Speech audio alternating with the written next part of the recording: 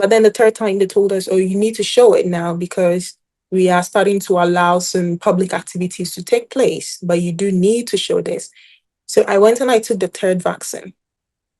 That was basically how it started because Mm. I took the third vaccine. I got sick a week later. And I know some people were coughing.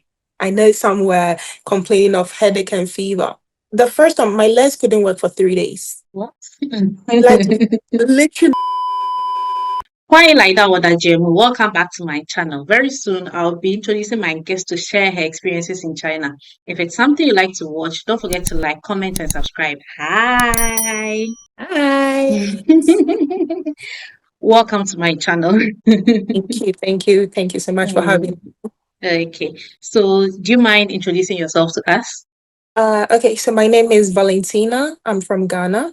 I'm currently a PhD student studying management science and engineering. I'm staying Okay. in Manjin, and basically that's it for now. Okay. Okay. So I'll ask you the same question I've been asking everyone. Why China? Why China? Why China? Unfortunately, mine wasn't. Let's just say I didn't plan to come here. I was sort of Mm, told to come. yeah. Yeah, so I was schooling back home, and one day I just got a call from my brother. He said, "Hey, so you gotta go do your visa application, like go for an interview." I'm like, "Go for an interview for what?" He said, "Yeah, we applied a school for you. You got it, so you got to go." And basically, that's it. Okay. Okay. Was coming to China the first time you ever left the shores of Ghana?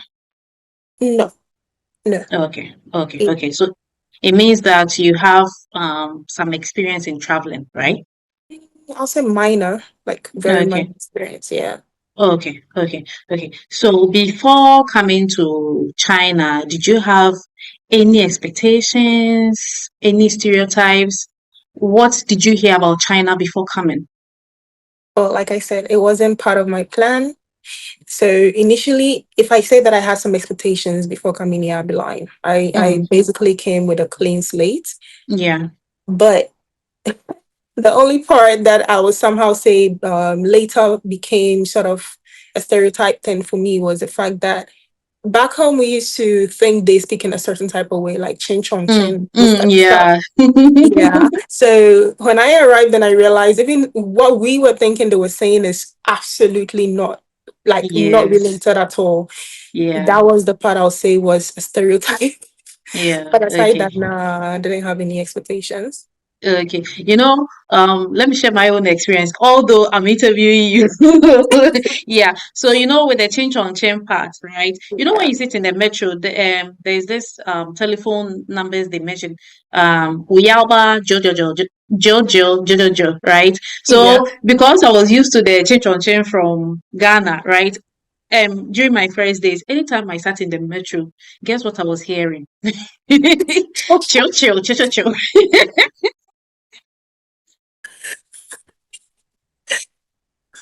I really can relate. I can really relate because there are some words can even connect it to the ching chong chen thing you were Yes, is that yes.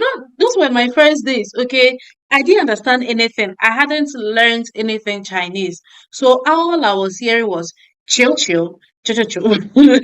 Anyway, So from Ghana, you arrive in China. What was the yeah, first city you arrived in, Guangzhou. or which? Okay, Guangzhou. Okay.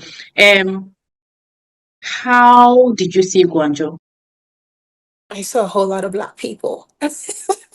Aside the black people, because you had already seen black people in Ghana before Yeah. coming here, right? Yeah. But But it's then, just I was mhm, to be fair, I was somehow thinking that the number of black people I would meet when I come will be little, like small. But mm, then when I arrived in Guangzhou, like every street, every basically you turn your head and then you see a black person. mm, So I kind of felt like, okay, yeah, I left home. I feel like I'm going to be a bit uncomfortable, mm, but okay, it kind of still gave me that home vibe, that home feeling. So okay. yeah, at first that was it. But I arrived during winter. Mm, And that part that shocked me because how I was dressed before leaving home, And my arrival was, whew, as soon as I got out of the flight, I was like, yo, I messed up. I messed up. That kind of air that slapped my face Yes. exiting from the plane. Yeah, it humbled me. That aspect Mm, humbled me. Mhm. It mm. made me Okay. realize fashion is pain, but sometimes. Anyways, so you left Kotoka.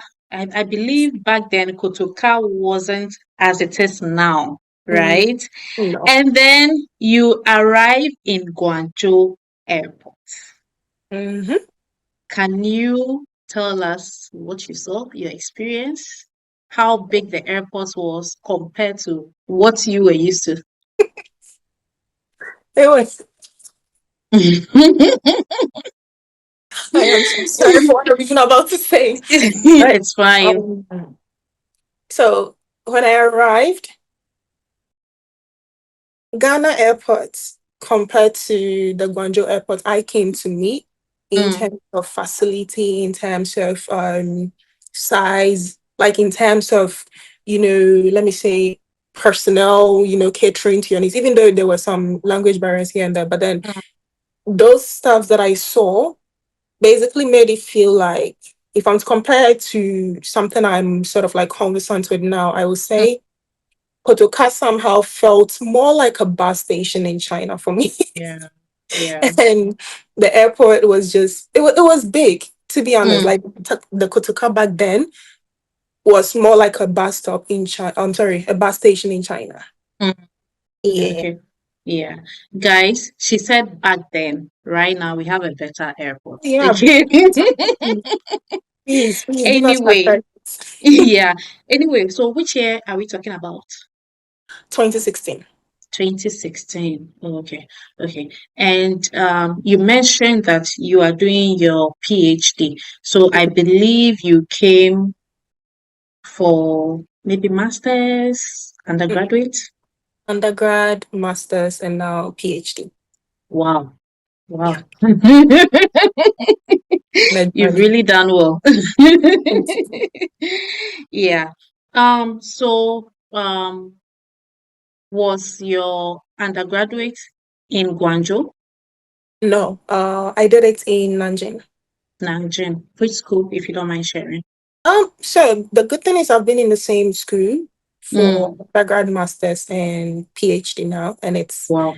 called the Nanjing University of Information Science and Technology. Oh, okay. Okay. Okay. And do you mind telling us a Chinese name? It has a very interesting Chinese name. So the Chinese name is Nanjing Xinshi Gongcheng Daxue. Yeah. Okay. Okay. Um, Compared to yours, mine is quite simple. Nanjing Ikadashi.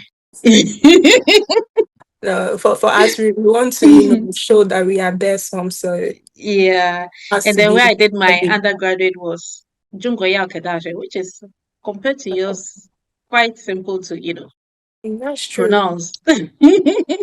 Anyway, so like you said earlier, you had started a bit of school in Ghana. Okay, so we can kind of, even though you didn't stay there for long, we can kind of, do some comparisons here and there. Any similarities, any differences between these two schools in terms of the school, in terms of studying in the school? Like, do you mind sharing with us any similarities, any differences? Um, for the similarities, let me see. I guess lectures, everybody goes to lectures, so it's Mm, normal. But the differences, okay, I would say the differences are quite huge for me mm, because, for starters, studying home, you are being taught in a language that you are conversant with. mm, Although I was doing my major in English over here, but I was being taught by Chinese teachers, mm. and most of them are not really fluent in English. Yeah, true. Yeah, so sometimes even explaining, they know exactly what they're trying to tell you, but then Mm, the exact words for them to use don't really come out properly. mm.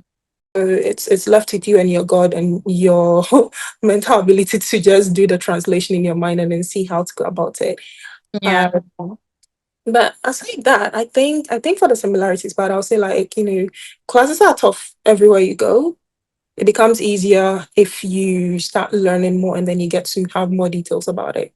Mm, But one major difference I'll give to studying back home is the fact that I somehow felt like studying here was easier compared to mm, studying back home. The kind of competition I used to face back home was not really the same as what I was facing here.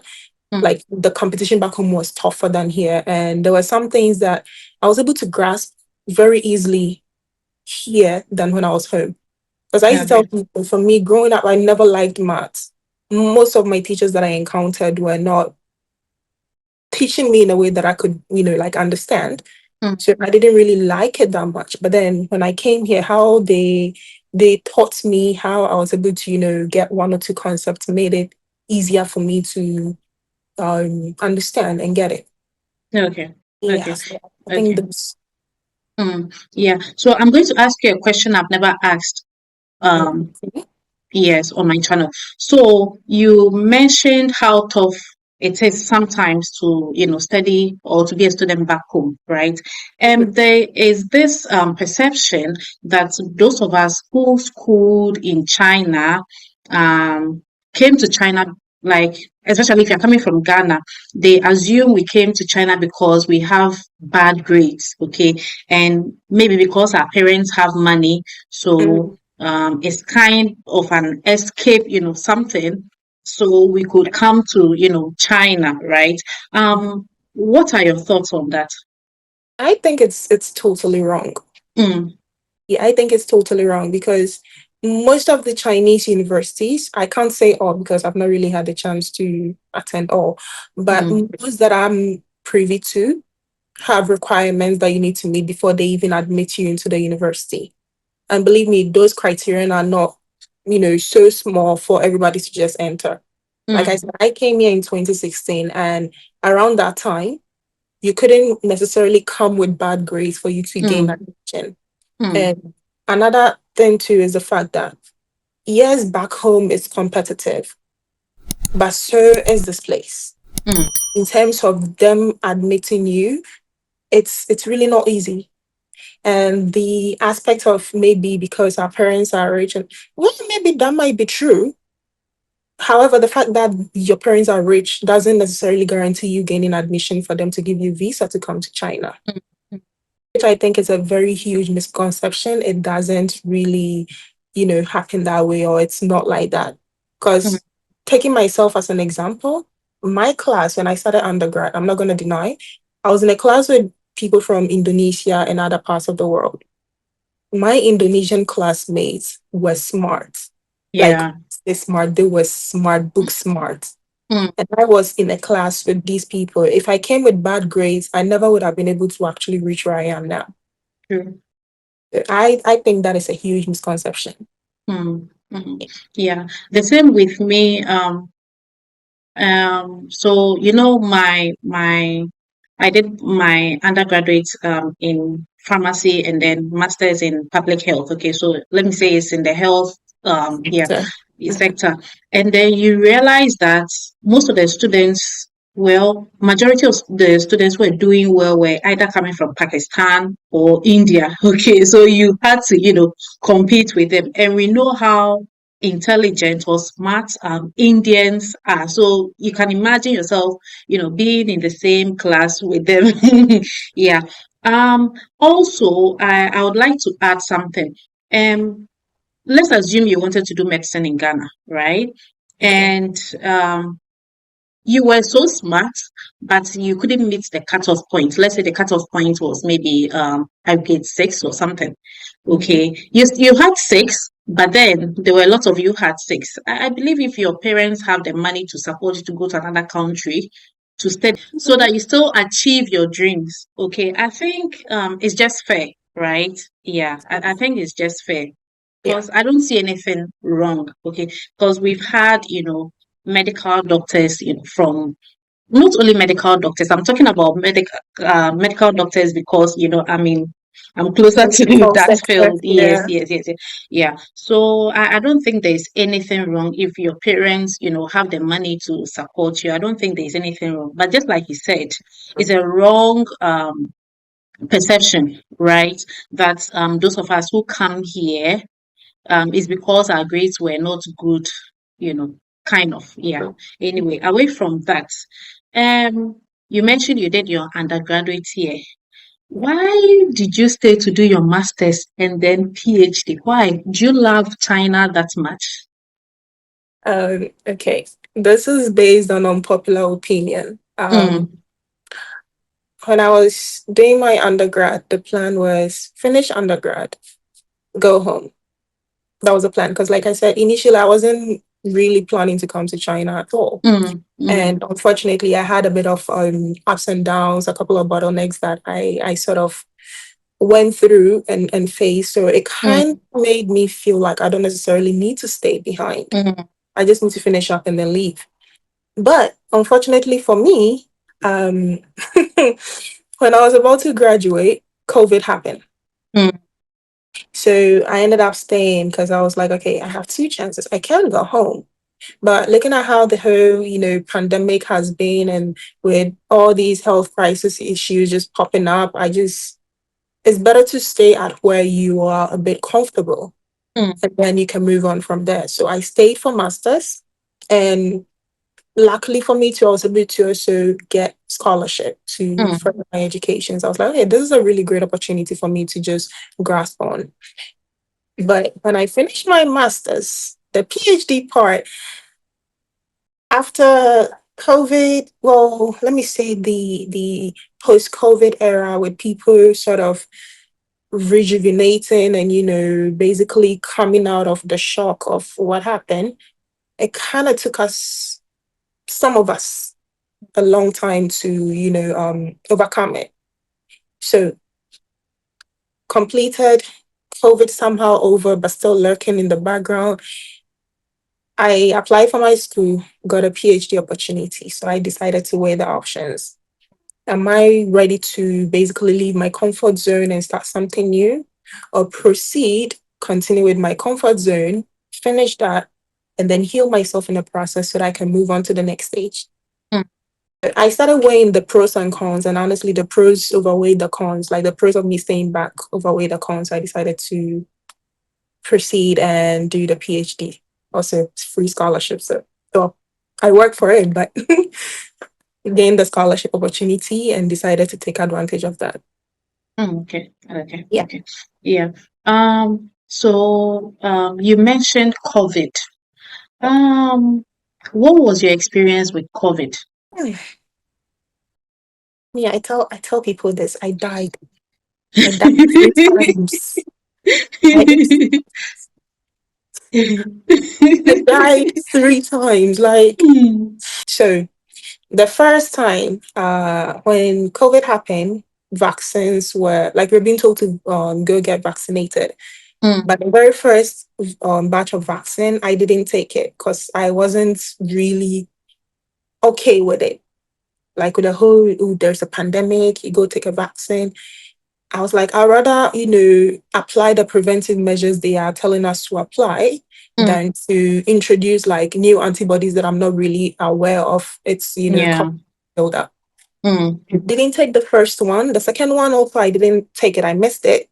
Not intentionally, mm, but I missed it. So after the second one, the third one, they were like, now it's a must, it's a requirement because you need to show proof of you being vaccinated before you can even step foot or mm, go anywhere. Now, the first two, I was able to skip it because we were well, not necessarily, we were quarantined.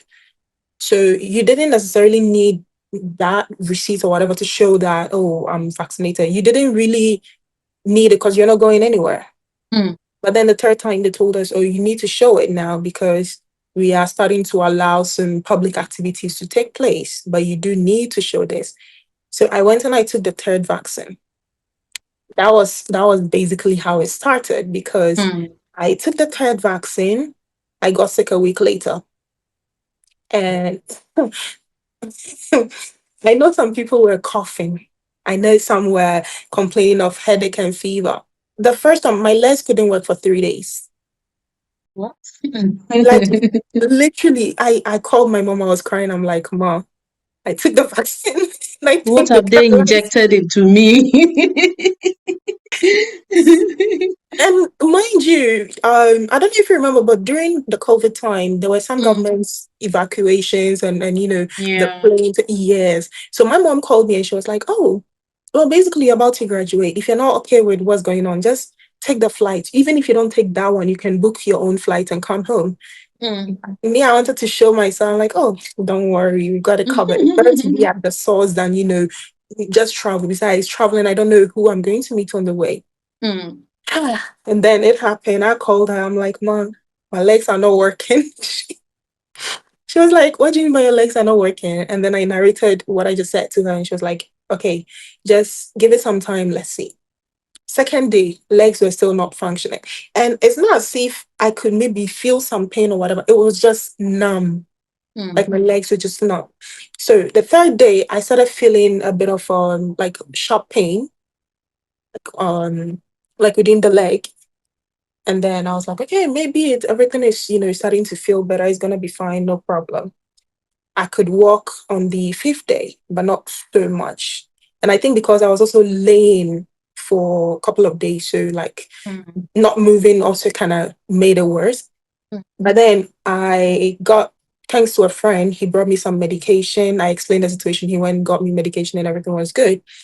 Then the second time, because of what had happened to me the first time, so I decided to avoid any public places. Nobody could even tell me that self quarantine. Me, if you call me, I won't even come. So, second time, I'm in my room, self quarantine, making sure everything is good, disinfecting whatever I touch, whatever comes in. Then one afternoon, I said, let me go and throw out my trash.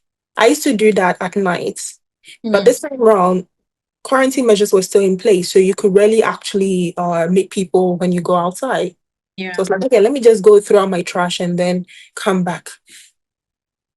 If I had knew, I could have just stayed with the trash. I would have been safe. Mm. I went out, came back. I was fine in the afternoon. In the evening, I started feeling feverish. I was like, this thing again. So I took the medication my friend brought me the first time. It wasn't working. Mm. The following day, I got up to go shower. That was it. Started puking like a whole lot. And I don't know if there's a medical term for this, but I was cold and hot at the same time. Mm. I called my mom again, and I'm always disturbing my mom when it comes to these situations. I called her again. She was like, okay, do this, do that. She started telling me some home remedies to, put together and drink. And Mm. it wasn't working. So I had to take myself to the hospital. But even to get to the hospital was also another problem. Mm. Because now you have to call your school office, you need to call your teacher, you need to get permission, they need to get a car for you to basically take you to the hospital. A whole lot of processes were involved. Took me 2 days to get to the hospital, but they gave me some injections, some, medication here and there, and I was fine. Now, the third one was where I literally told myself that if I get COVID again, I'm going to fight with anybody that came close to me around that time. There was and this sort of like national wave. Mm. All of a sudden, everybody had COVID. What's going on? And then I later realized that there was a friend of mine who used to bring me groceries. Mm.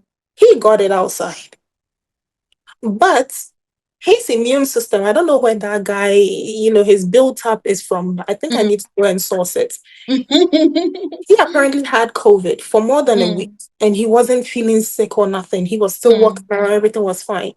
So when he brought the groceries, that was how I got it because at that time, like I said, everybody was getting COVID. Mm. Yeah. So I got it from him the third time. And as usual, I was staying alone. So when those things happen, I don't even have the opportunity to basically call somebody immediately and be like, hey, this is what's happening. So can you come? It takes a while for me to reach people. Mm. I was isolated and sick for 3 whole days. The people I was contacting were all sick. My neighbors were sick. It Mm. even reached a point where My neighbors will come and knock on my door. They'll leave medication. They'll close their door. I open, take the medicine. Like we're going back and forth with that because now everybody was just scared. But long story short, finally got healed. Told myself, I don't even care if they come and tell me that oh COVID is cured or whatever. Because naturally I wouldn't say I'm a clean freak, but I'm a bit of a clean person. Mm, So after that incident, I feel like it went from here to here. mm. Even when people were around me, I started spraying sanitizer Yeah, yeah, all yeah. the time. But yes, it was okay. It was okay. Mm, mm, COVID was COVID was COVID. mm. Yeah. So were you part of the people who said they were depressed at a point? 100%, yeah. Mm, But mm, honestly, I'm a Ghanaian, so you can't really say you are depressed. You just say you are sad, mm. go your way. Yeah. What you just said meant you're a Ghanaian. What was that?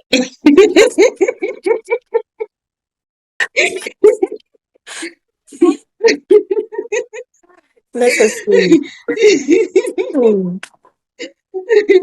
Anyway, so all this while, did you have any family members here? Like from the No, time you were doing your undergraduate till now? Like, have you had any family members around? mm, no, no. The only people I've had so far are friends, but Friends? as for family members, no, none. No, okay. So how does it feel like to be in a faraway country? I wouldn't say a foreign country, a very far away country with no family. I started boarding school at an early age, Mm. so being far from home has not really been a problem. Sometimes even my own parents will tell me, "Hey, don't rush to come back. You don't have anything here. You don't. That's why you have no kids. What are you rushing to Mm, come for?" mm, So being far from home hasn't really been an issue for me, and mm, I'm more of like an exploratory type of person. Like I usually want to see something new, learn something new. Go to new places. mm, It hasn't really been challenging. I'll say like the only times it became challenging was during the COVID era. mm, But aside that, no, it's been quite okay. mm. It's been quite manageable too. No, okay. Yeah. Okay. So ever since you've been here, have Mhm. you gone back home? Oh yeah, I have. Okay, okay. And aside going back home, have you traveled to any other countries? Now, no. So Okay.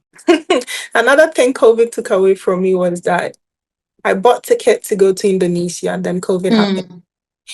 The Oh, second time, I got got ticket to Japan, and then the second wave of COVID came. So they were like, nobody oh, can. sorry. This coming October holidays. Mm. I got myself a ticket to go to Indonesia, but unfortunately, Indonesia is not really a safe place to go to right now. Why?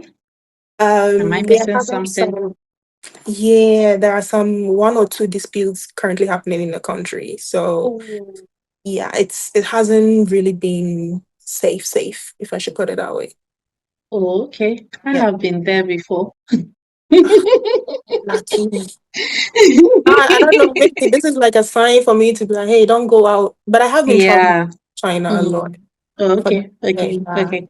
I've been doing. Anyway, since you mentioned that, what has your experience been like traveling around China? Any similarities in the cities you've been to? Some of For me, them. I see differences. Yes, I don't know about you. Okay, so Nanjing is not really the first city I moved to. Mm, So I was initially at Weifan, and then I mm, moved to Wuhan before I finally came to Nanjing. okay. Yeah, but I'll say that yeah, there are some similarities in some of the cities Mm, because in terms of their architecture, in terms of their structure and those things, they tend to have okay, most of them tend to have similar patterns, mm. but they are also different. Like a Different, clear yeah, example true. is there is this city I went to, it's called Anqiu. It's Mm, in Shandong province. okay. It was like it was a rural, when I say rural, like a typical rural area. Mm, And because I was a bit used to, like the urban type of mm, areas in China, the first time I went there, it threw me off because I was like, hey, such a place actually exists in China. mm, Interesting.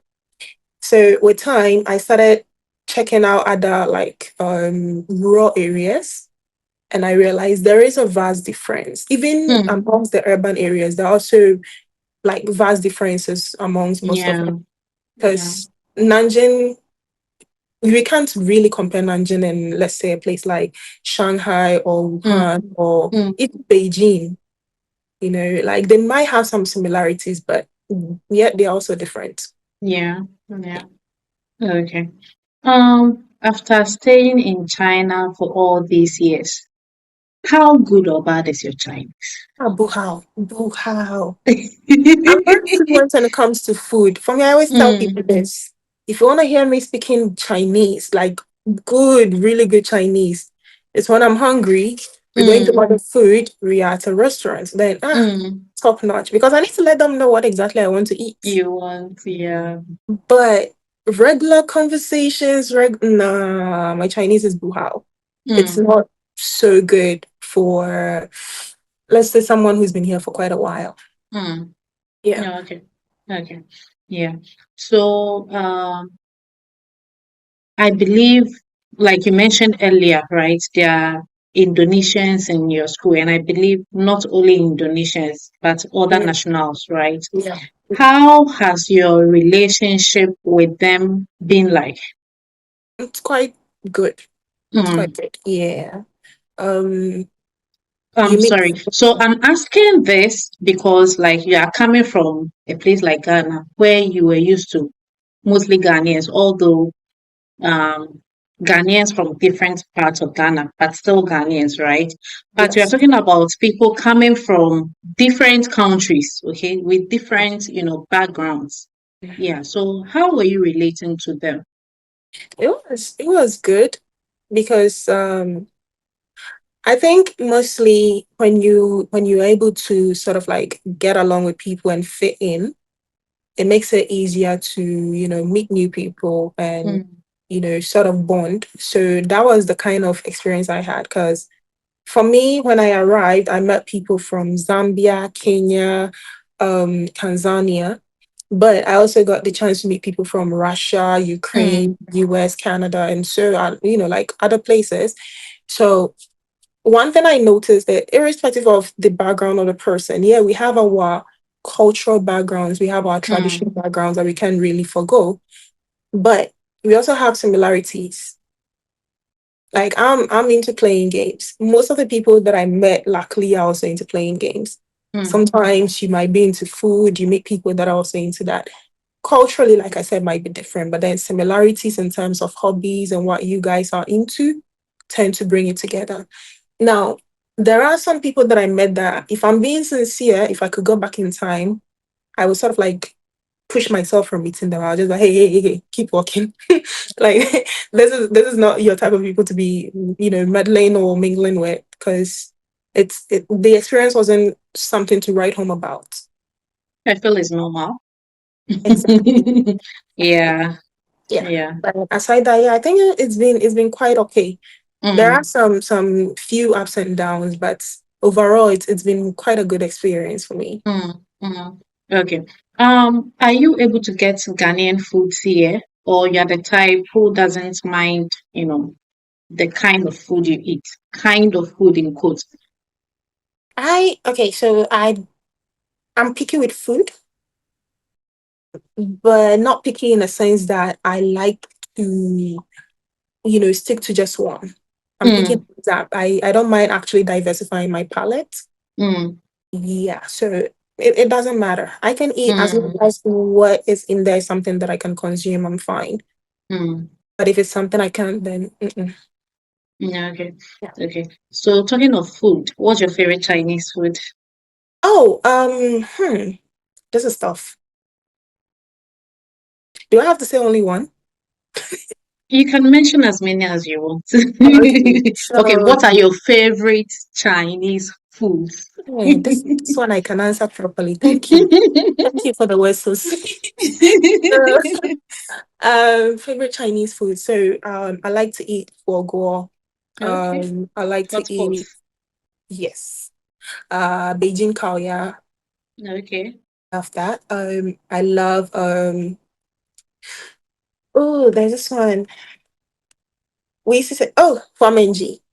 Mm. Yeah, I love to eat Huamenji. I also like to eat um fenso. So mostly when I'm eating anything with soup, like malatang or maybe Mm. some malashiangho and those type of stuff, I love having fenso in there. I love me Okay. some baozi, some robao. Hey, wow, I do eat a lot of Chinese food. Okay. Yeah, Okay. quite a couple of them. Mm. Mm. Yeah. Okay. Um, are there any similarities or differences? Differences I know. But then do you think there are any similarities between Ghana and China? Hmm. Similarities. Similarities. Hmm. Okay, we shouldn't let's not go like too deep, yeah, but I think there are Hmm. some similarities. Hmm. Um, like the foods I was mentioning, this Hmm. malatang or malatang. So the first time I took some of the new Ghanaians to go and eat malatang with me, one guy tried and he was like, ah, I was about to say this in Chi. So he was like, oh, why are we eating palm nut soup with this? Oh, sorry, not palm nut soup, granite soup with Hmm. these Chinese stuffs like just lingering inside. Yeah. So that drew my attention to it. So like the fact that it tasted like granite soup. Hmm. Yeah. So the food part, I'll say that part somehow we have certain similarities. Language. Now, if we take the accent part from Chinese, the whole stuff, Hmm. Hmm. some of the things that they say sort of it's kind of like what we say. So I speak Chi. A Chinese person will say wo. We will say wo. Hmm. Although it's sort of like contrasting in meaning, but somehow Hmm. when you look at the spelling, everything is it's kind of like the same. Yeah. And let's not even forget the typical mama. Hmm. It's Yeah. I think some of the words in their language kind of resonates with ours. So Hmm. it's also like that. Um, what else? What else? What else in terms of similarities? Well, I noticed most of them. So traditionally, how they dress, how they dress. Yes, if we are not focusing on the luxurious part of their culture, Hmm. some of how I'm sorry, some of the styles they have in terms of how they dress, I kind of realize we have a bit of similarity when it comes to the fashion sense. Yeah. But now with everybody, being modernized and the world just being a global village, I think we have more in common in terms of fashion than we care to let on. Yeah. Yeah. Hmm. And then the differences? Plenty chabudo, the language. Oh my God. Hmm. Language, like, just as we have similar things, that language, oh my goodness. How can one language have so many things? Like, you literally have one same hands, different meanings, same Yeah. same pronunciation, same pinyin, different meaning. How? Hmm. And this is why my Chinese is not good because I cannot keep up. Language, I'll say development also. Like their level of development is way higher. It's top notch. For that we have Hmm. to give it to them. Yeah, Hmm. development is there. Oh, I also say thinking, like in terms of ideologies and what the Hmm. fuck.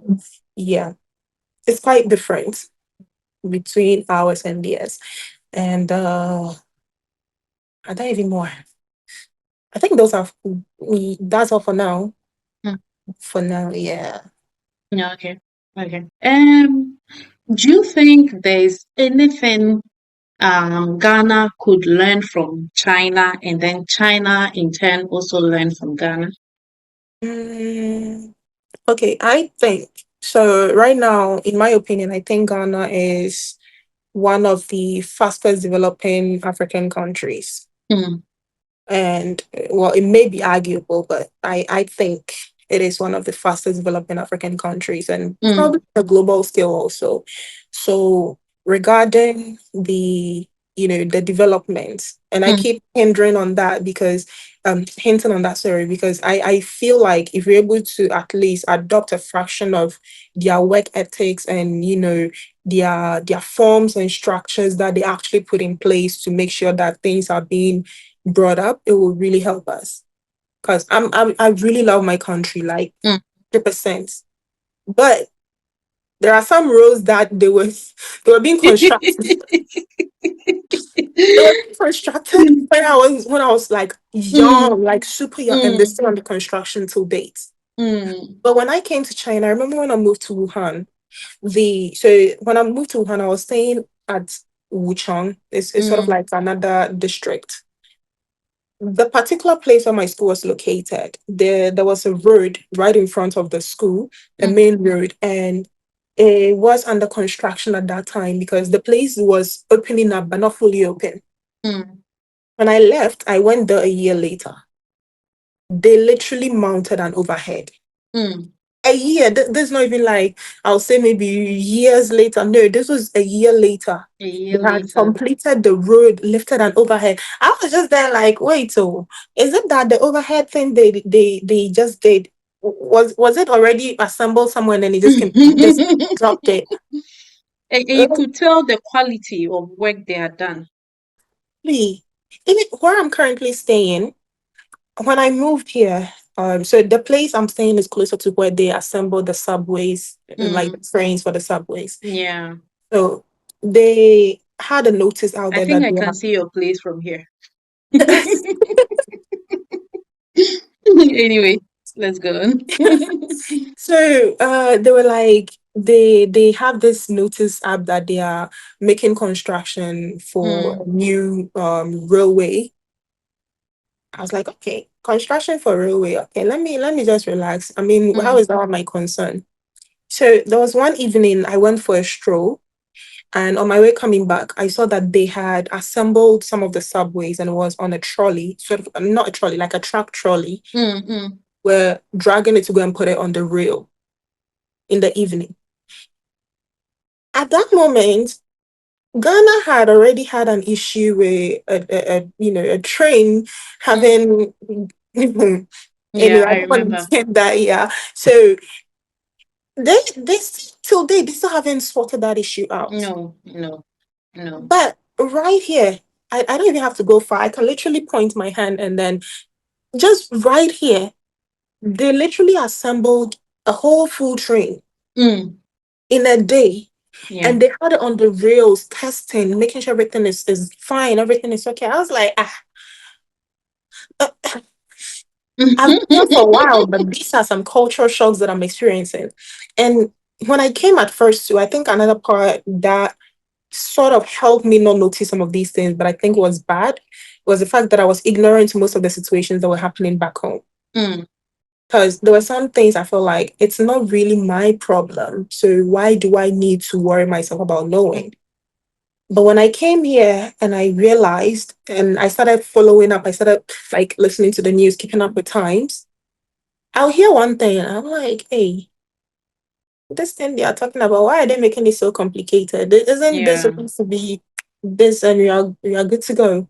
Mm, So honestly, if we're able to at least adopt a fraction of how they do their development, it would be so great. And yeah. work ethics, I know Ghanaians are very hardworking. Like, Mm-hmm. don't Yeah. even like we are very hardworking people. However,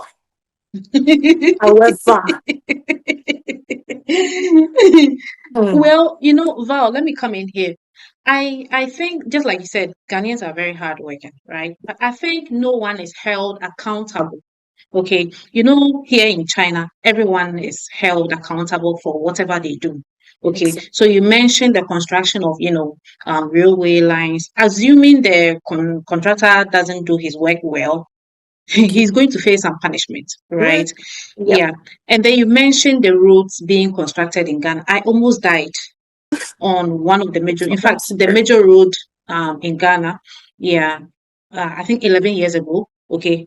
Yeah. The same year I came to China.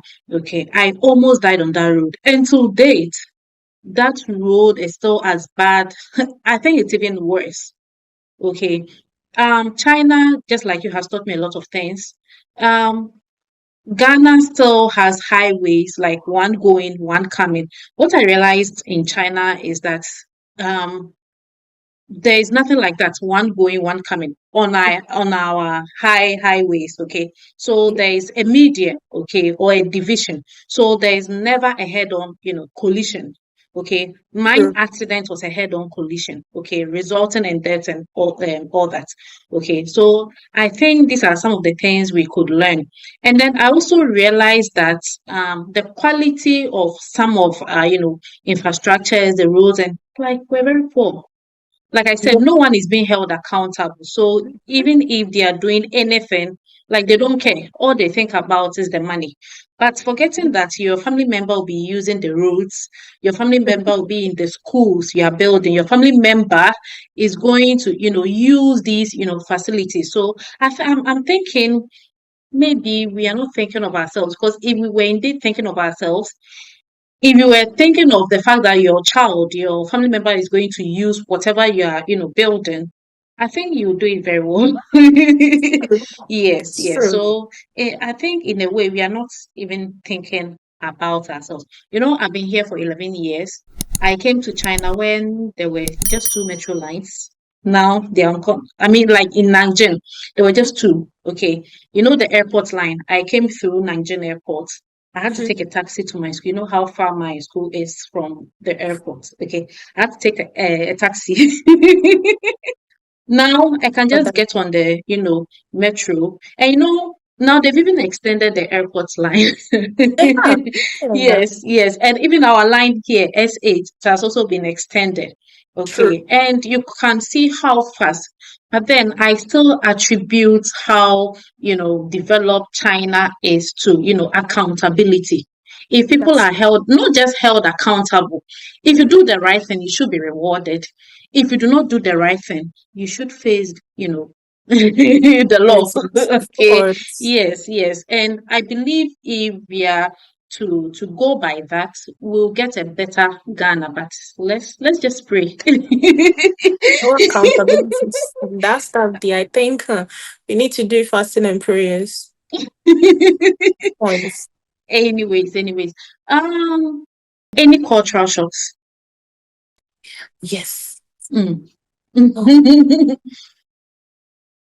the first time I saw somebody spitting.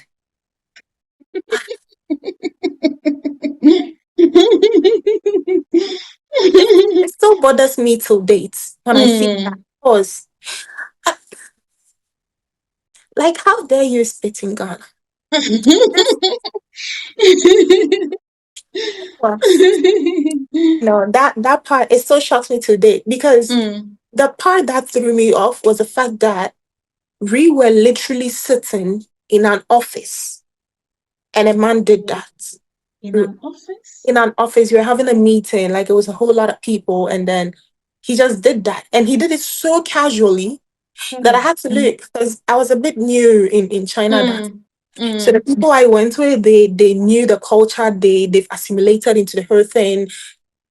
I looked, I'm like, why is nobody saying nothing? Why is everybody flinching? Like, why is everybody okay? I looked at the people I went to, and I'm like, y'all seeing this BS? Like, am I the only person? And everybody was so cool. Even the foreigners I went with, one of them was like, it's normal. I'm like, what do you mean by It's it's not because normal? he had been used to it. Nobody just said here, you're telling me it's normal. And then Mm. I started seeing them doing it outside, doing it on In the trains. metro, yeah.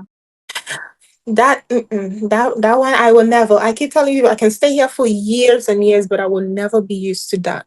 That Mm. part threw me off. Um oh, another thing that I think maybe some people haven't really noticed. most of them, their level of politeness Mm. is super low and poor. Yeah. Mm. Like some Chinese people can bump into you and they won't even say sorry. They'll just keep walking Sorry. and sometimes they'll look at you. I'm like, well, what are you looking at? You Mm. bumped into me. What are you expecting? A trophy for bumping into me? So that aspect is also a thing. Um, Another culture shock, language, obviously, but that's just normal for Mm. almost everybody. Um, oh, and so we have this thing where you're like, you come to China and then you're expecting some high end fashion brands with, Mm. men walking in trench coats, looking all put together. Mm. Mm. And then you see our ankles, the base. I'm not shocked about the uncles and the aunties. What shocked me the most was during, your final defense, during graduation, and then you are, wearing your best and yeah, in dirty shoes, like dressed anyhow. That whole graduation thing, when I was graduating from undergrad, my class teacher texted in our group, guys, no slippers, no this. I'm like, why would you text this in our group? Everybody knows, obviously, there are no slippers. Little did I know that I was even telling my class teacher, this notice shouldn't have been sent to us. You should have sent it to the Chinese people because did you see? Yes. God, for this I remember vividly because he was Mm. sitting right beside me. He had on slippers. Under his gown was shorts. And I know this because he had the gown open. And when it was time for him Mm. to go and take his certificate, he closed the Okay. gown, put on the hat, did this, started walking with slippers. Okay. Okay. Val, for the first time in my 11 years in China, it was during my master's defense that I saw students who were really dressed well. Yes, I don't know. And it's like their dressing was kind of, there was a kind of coordination in their dress, like, yeah. Mm-hmm. Yes, so that's the first time, and I don't know if it was communicated to them like they did with yours. I think Yeah, maybe. because I didn't get it. Yeah, but the Mm. Ghanaian in me. Maybe they were Yeah, I, communicated to I, them, but sincerely speaking, I was shocked. I was expecting all sorts of, weird, outfits, but they outdid themselves. Yes, yes, and I was really impressed. But then the graduation, somebody the woke up. graduation was something else. There Yeah, was literally well, somebody who woke up and just, oh God. because you've During been my to school for how master's, many years? You are graduating. It's, well, maybe. master's graduation, there was one particular guy. For hours, so around that time it was after COVID, and Mm, like preventive rules and measures were still in place. So we couldn't really have it indoors. So we mm, had it outdoors. The guy's dormitory was, let's say, maybe 500 meters away from where we were having the graduation ceremony. mm, You could see him running because where the stage was mounted, it was mm, facing the back. But mm. if you are seated right in front, you can actually see people coming from the sides. Yeah, He was running. He I believe ran, he had just gotten from bed. just did. He just did. Like he came, he started, he ran. He decided to go to the back, but then he was also a master student and we were Mm, like it was our turn to go for our certificates. mm. So he ran, he went to join the last queue. And then when he reached there, he just took it and then we saw him leaving. So that, like, for me, I'm going to be honest, that part sort of influenced how I look at graduation ceremonies. Mm, If I take my undergrad graduation out, my master's, immediately I finished, I just went, gave the gown back to my teachers. They were like, oh, you don't want to take pictures? I'm like, what? Even the regular pictures that we're supposed to take with the deans and all that, I missed all those mm, pictures. I missed them. I wasn't there because I'm like, mm. what's the point? What's the I know some point? people will show up with slippers. I mean, where I'm coming from, see graduation. It's a That's big next level. deal. As undergrad, I changed my outfits 3 to 4 times. Mm. My hairstyle, 3 different hairstyles, my shoes, all of that. And then only for someone to pull up with slippers. Just one time, shattered confidence, Mm. everything was Mm. just gone. So after that, I'm like, nah. But I sort of understand them also because most of them don't necessarily feel like this is a big deal. Mm. For him or her, he thinks, okay, I came to school, I'm supposed to get this degree. That's it. I got it. Now what's next? So that part, for that aspect, I do actually admire them for that. But also, I'm kind of like, this is sort of like a milestone in your life. You're supposed to celebrate it, look your best, do good. Because I don't know for everybody, but not everybody's going to get a chance to get married. Not everybody's going to get a chance to, dress up really good Yeah. in your life. So when you have this opportunity, pull up, Yeah. say Yeah. True. something. You didn't come True. and struggle for nothing. Because some of us, we did struggle. Like, it wasn't easy, especially Yeah. when you had to True. do publications and all that. So Mm. show something. But our people, even Mm. the girls. Oh, let me just drop it before I start Yeah. explaining some people's Mhm. outfits. Yeah, but I think, I think it's all boils down to grooming. Okay. Back in Ghana, you are kind of groomed to, dress up in a certain way. Okay, but you realize that I think that kind of grooming is given to, maybe people, not, I wanted to say people who work in hospitals, but not everyone. Maybe the nurses, maybe the bank tellers, those are and then maybe the security, personnel. Okay, apart from them, you don't see any,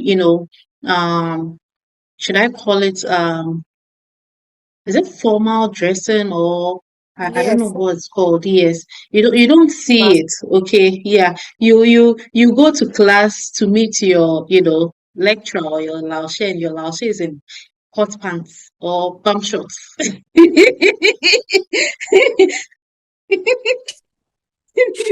and it's normal. Go to a Ghanaian school, not even a kindergarten, to see, a teacher in bum shorts. But it's normal here. the dressing, even that whole dressing to class part.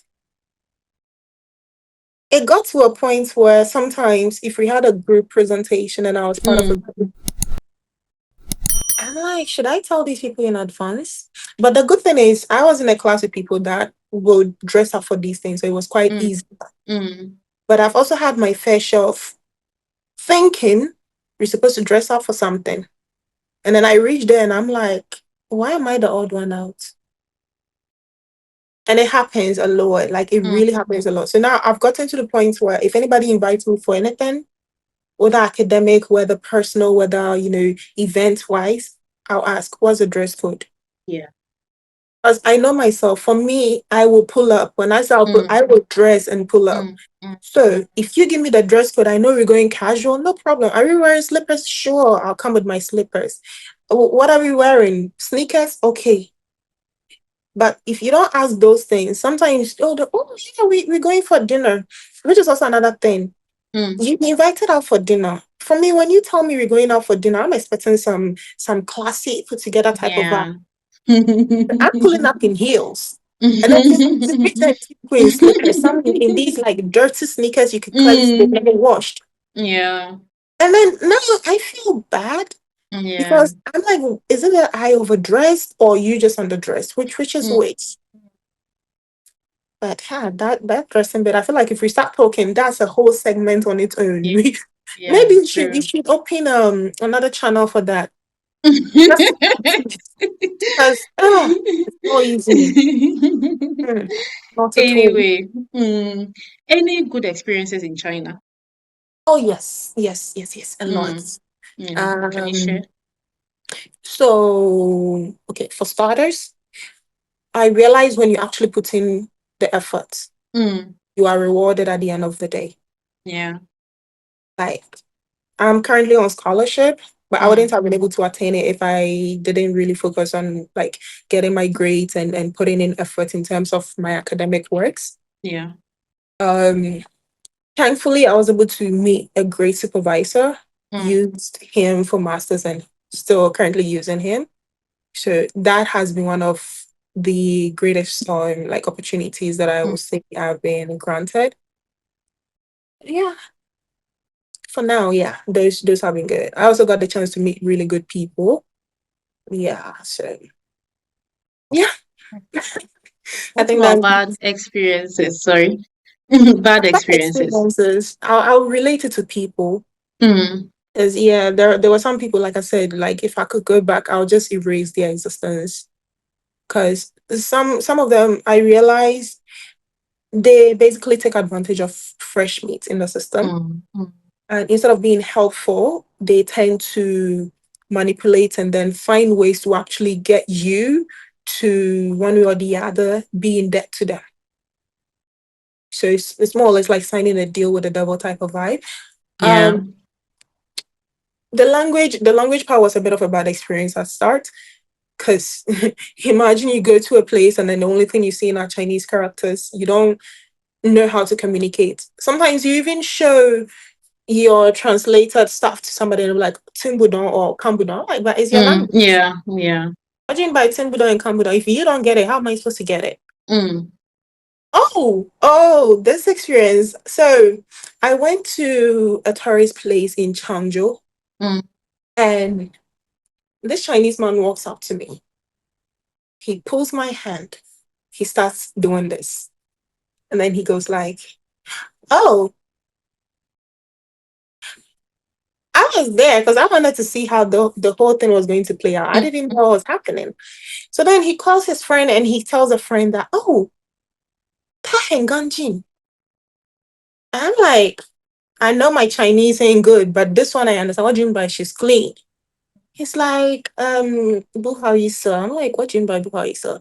So he started speaking their local dialect. Yeah. And I'm like, Otimbudon, speak Mandarin. What are you saying? And then the other guy that he was, telling, the other guy comes. Mind you, when I went there, there were other foreigners, but they were white. So then he goes like, "Oh, we thought maybe you don't seize out. That's you You don't take thought a shower. you thought mind you Seriously? smell better. My teeth not rotten. My mouth. I was looking at the person calling Seriously me. speaking, if you were not taking a shower, would he even be able to come close to you? I I was so surprised Mm. that I made a call. Like right then, that I made a call to somebody that I was very close to. I'm like, hey, so I just got told that I don't shower. That's why I look like this. The person is Chinese, by the way. So I was like, this is what happened. She started laughing. She burst out laughing. She's like, I keep telling you, some of them are ignorant and primitive. So, and then she asked me, is the person like who did that old? I'm like, yes. She's like, does he have rotten teeth? I'm like, yes. She's like, rotten teeth equals rotten brains. I don't Yeah, mind it. yeah, yeah, yeah. Guys, this is to tell you that they are just like you find human beings in any part of the world. There are good Chinese people and then there are the other ones. Okay. Mhm. And unfortunately, some of Yes, us met the other ones earlier. So yes, it yes, kind of yes. painted a bad image, but Mm, but mm, now, oh no, it's okay. Oh, and when I came at first to the paparazzi was too much. mm. I think The it's still too paparazzi. much. I think it's better because for me when Really? I came, you see, I said I came to Guangzhou first. Mm, Guangzhou, I went to Weifan. Weifan had foreigners, but then mm, the particular place where my school was located really had foreigners like around. mm, I will step out and I have the whole community surrounding me with their phones. Everybody wanted mm, to take a picture. At a point, when you search for Weibo, like we found Weibo, you could actually see a couple of pictures of me there. Yeah, but there was this one lady that pissed me off one time. I think I still have that post on my WeChat moment. She took a picture, made sure the flash was on, took the picture secretly with a flash on, came, stood there, started taking a video with the flash on. So I took my phone, I put the flash on, I started doing the same thing. She goes like, Booyah, booyah. I'm like, oh, ho, ho. Wow. So when you do it, it's okay. Yow, yow. Yeah. Booyah. So I was like, okay, get one in that shoji. She's like, What? And sometimes some of them want to show that, they are them. They want to show like, yeah, the foreigner. I'm like, listen, Mm, laws are laws, rules are rules. yeah. You basically invaded my privacy by taking pictures and stuff like this. And I'm pretty sure you send them to groups and people. Mm, mm, I'm not a celebrity for you to be doing this. I'm not a public figure. So either show me your phone, let's delete this thing, or I'm literally reporting you to the police right now. Like, oh, blah, blah, gave me the phone. Only for me to find out. They have a group chat. yeah. Usually that's when they will post it. Me at the bus stop, getting on the bus, walking to even sit down. This lady had done so many recordings and like so many pictures and a whole lot. I was like, if you ask me, I'm not going to say no. Mm, Even if I say no, you've lost nothing. exactly. But for you to actually make it seem as if you are obligated to like do this, and I'm just responsible to humor you, that's why I draw the line. So initially I used to fight them on it, but with time I realized, what's the point in fighting a battle that was never supposed to be fought? Mm, Just let it go, let them do whatever they're going to do. When they get tired of it, they'll just let it go and see what it is. Also, now I think most of them are being more exposed, mm. so it's sort of helping the whole situation. But back then,